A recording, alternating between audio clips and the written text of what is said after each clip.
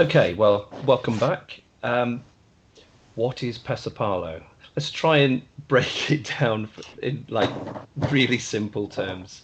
I think Ron, something you mentioned to me the other day, you felt it was like uh, baseball on acid, or was it you, Miko? I can't recall. I think it was a term that a New York Times reporter Oh, came up right. with when he was visiting our All-Star game a couple of years ago. But anyway, Yeah.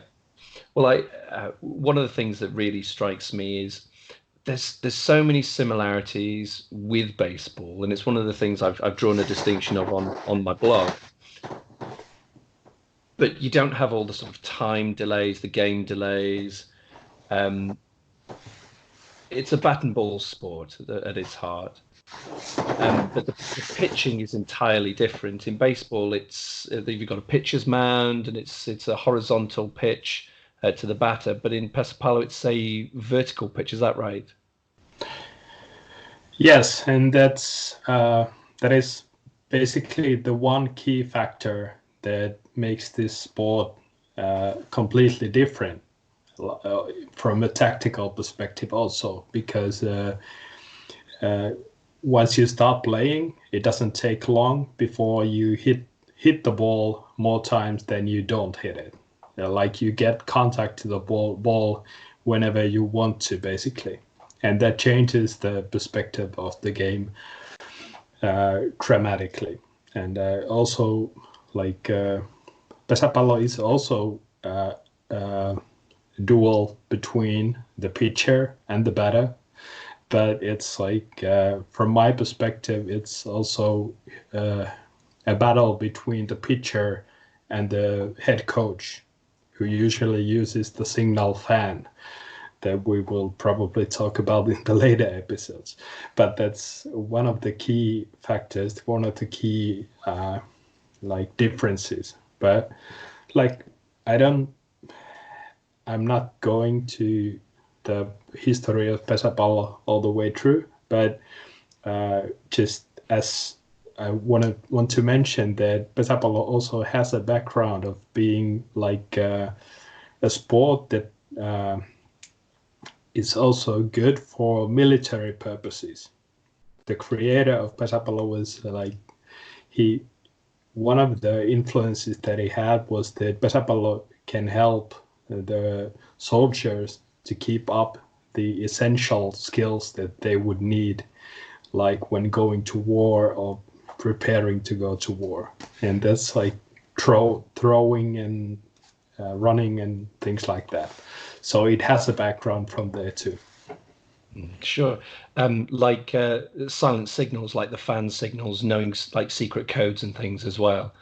Um, Absolutely. And I think Ron, you'd agree with that. Yeah, I was going to say two things. One, that the signs thing is another thing they have in common with baseball, except in baseball, the signs are, a person does the signs rather than a fan. So you'll have a coach do the sign to whoever, and it's usually for, the batter or maybe one of the runners that they're doing the sign for. So that's kind of fascinating. The other thing is I was just going to Miko's point about, is like, and Miko, you'll tell us this is accurate or not. Isn't it that like when you're out or you get out or wounded, it's wounded and killed, right? Like the language you use, it's not like outs or whatever else in a fit baseball or whatever, baseball, isn't that right? Well, yeah, I mean,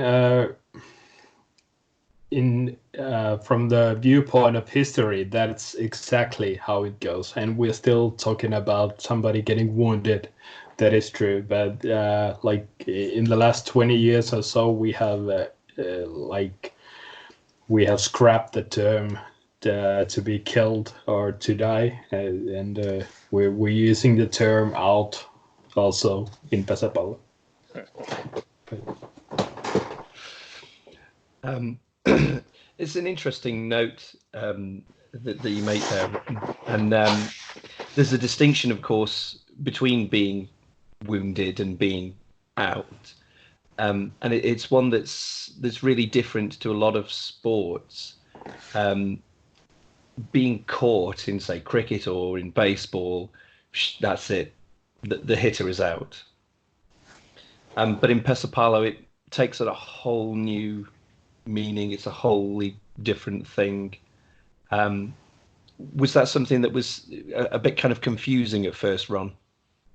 So the whole thing, so for people who don't understand this, I mean, you probably read a little bit. Hopefully you did a little bit of homework before you jumped into the podcast. But if you didn't, what we're talking about here is in Pesapalo, obviously the batter can use all three of their strikes to hit the ball in play, which obviously is not a thing in baseball, right?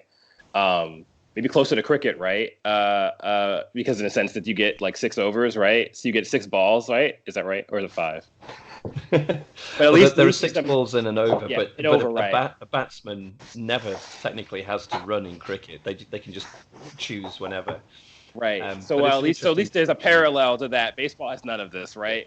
So whenever I have to explain to people that you don't have to, in baseball, you would sacrifice a runner. If I want to advance the runner in baseball from first base to second base or second to third, I may send a batter up to sacrifice himself, go up, hit a ball to the deep center field so that runner can advance from second to third. In pesis, I don't need to do that, which is really cool. I thought that was really great. So that part wasn't hard. The wounded and out thing was hard at first until you see it. Reading about it doesn't make any sense. You kind of have to see the game to understand. For instance, you watch a game, Pesapalo, and a guy will catch a ball and he'll drop it automatically on purpose so that, so that guy loses a strike. Like as a baseball fan, you see that and you go, why do they just drop it? Well, there's a tactical reason for why you do that. But you kind of need to see that. You can't just read about that because it won't make sense until you see it. Once you see it, it makes sense. You're like, oh, okay, well, I get that now. So yeah, it was, but at first it was not intuitive until I started seeing games and watching them. I kind of think of it as almost the opposite of the infield fly rule. Exactly what it is. Yeah. There was a controversy, actually, I'll point out. Last year, where a guy, it was like the end of the season, and a guy was pitching to get to 200 strikeouts in a season, a pitcher.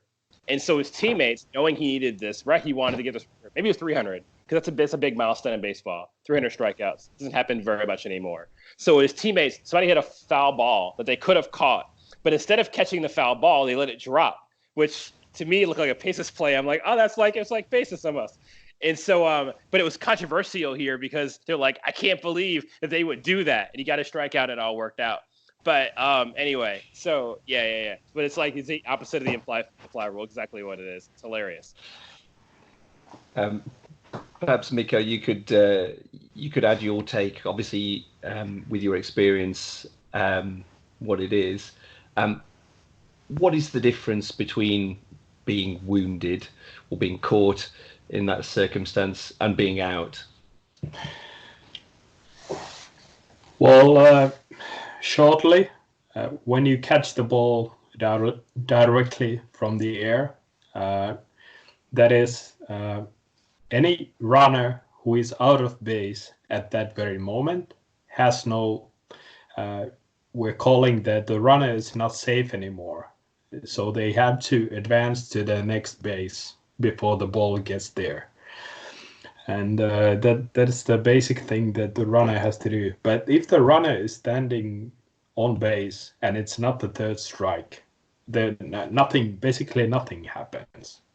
And you can, the catch itself is like, the rule is so complicated and has so many layers that we would probably need to talk about it in a separate show. But sure. But it's like over the years they had some tactical dimensions have been created through the possibility of not being out automatically when the other team catches the ball straight from the air. Like we hit the ball high to the outfield on purpose. That is, if we would speak about the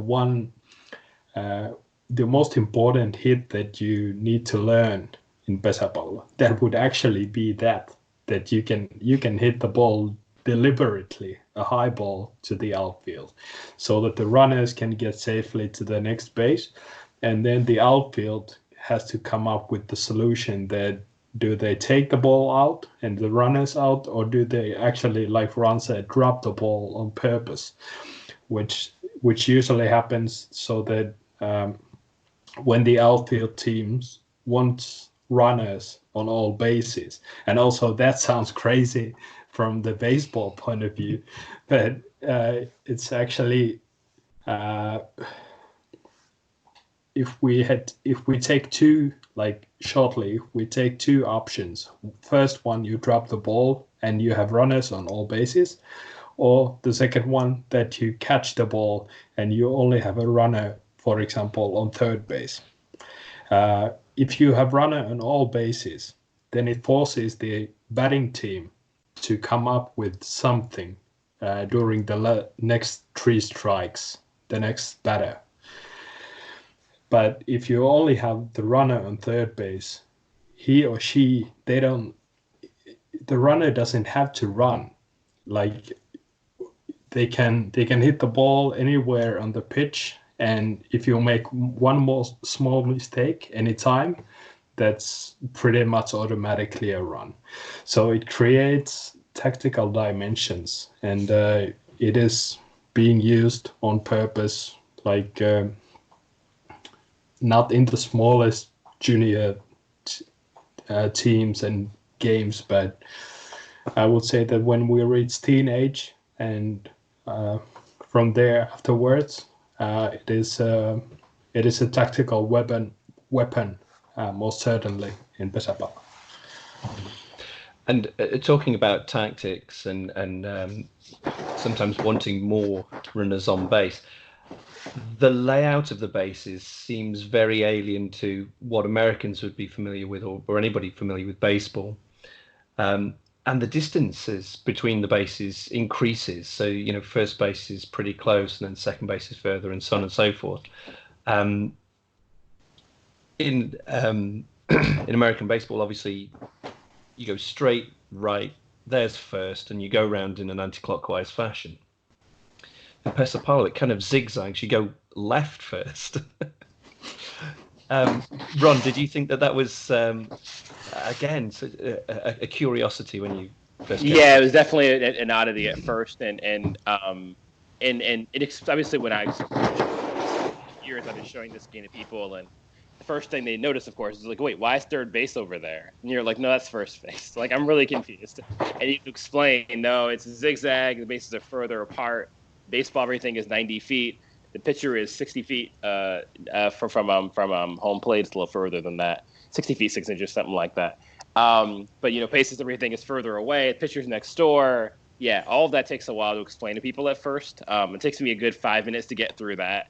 And also the other part we talked about earlier with the strikes. And then from there, we're good to go. But that is the hardest part to explain at first, for sure. Well, hopefully we've given the listeners a little taste of some of the differences between Pesapallo and baseball, which, as we've said, is perhaps one of the closer sports that it's like. And I think, Mikko, you're absolutely right. There's so much depth here. We're definitely going to have to come back and talk through these things in so much more detail in different episodes. But, this is a great taster for people to just kind of get to grips with the game itself. You mentioned, Mikko, before that Pesapallo is being played in other countries as well. We've seen the World Cup last year in Pune in India. And I believe you were out there for the World Cup or during the World Cup. Is that right? Yeah, that's right. And I was there as a head coach of Nepal. And like I said, I was also coaching the Bangladesh national teams before the World Cup. And in World Cup, I got to know a lot of new people around the world who were somehow connected with sport. And like I mentioned earlier, like Switzerland, for example, is they had amazing teams and they had amazing people like to join the team. So they created a great atmosphere to all their events and all the games and showed great sportsmanship throughout the tournament. And Switzerland was actually the runner-up after Finland in men's World Cup.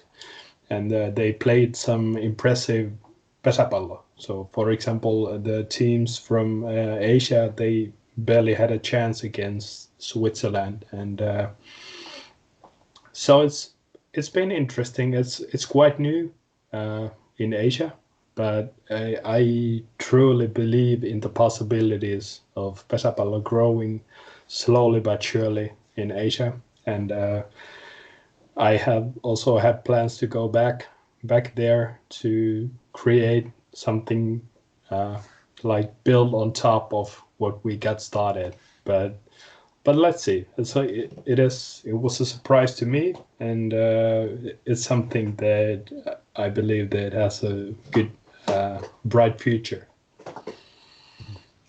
And that's the thing, that if this game can get out there, and it's all about the exposure to help grow the game.